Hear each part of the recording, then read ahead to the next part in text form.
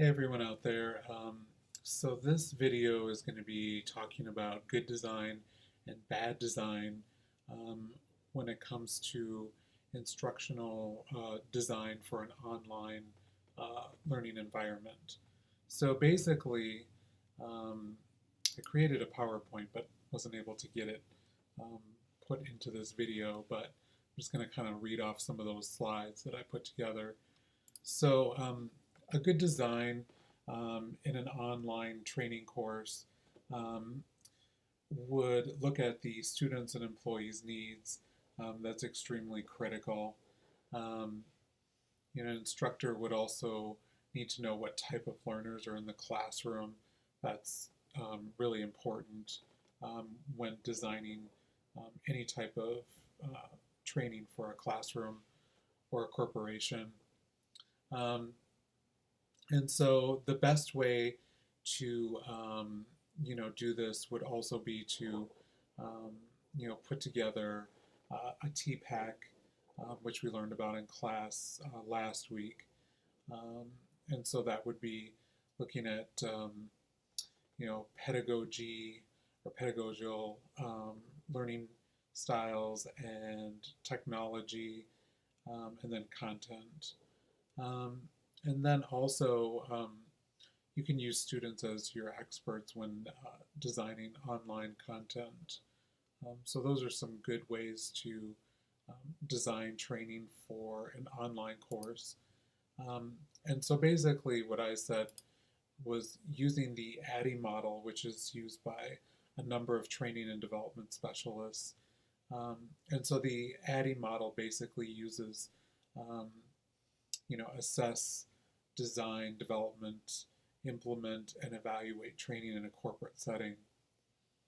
Um, and so the ADDIE model, like I said before, is used by a lot of training specialists in schools and in training in corporations.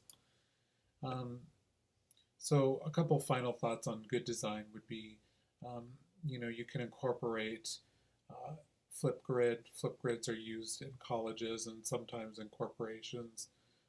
QuickTime, so if you have a Mac, you could utilize QuickTime, which is what I'm using right now. And then there's Google Chats, video and, like a discussion video chat, or Google Docs. Um, so I guess the bottom line is um, you need to look at the learning environment in which you're going to be putting the training together for. Um, and video technology is a great way to engage learners um, and keep them interested in the learning process.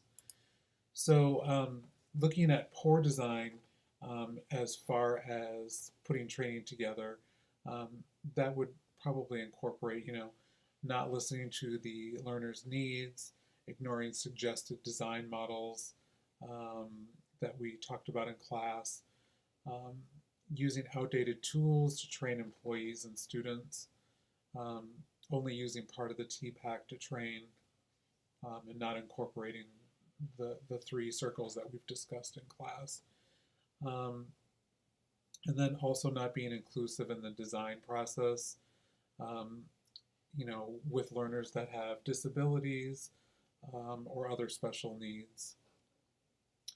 And then finally, as far as poor design is concerned, um, a design that does not engage the learner or transform them would be considered a poor design.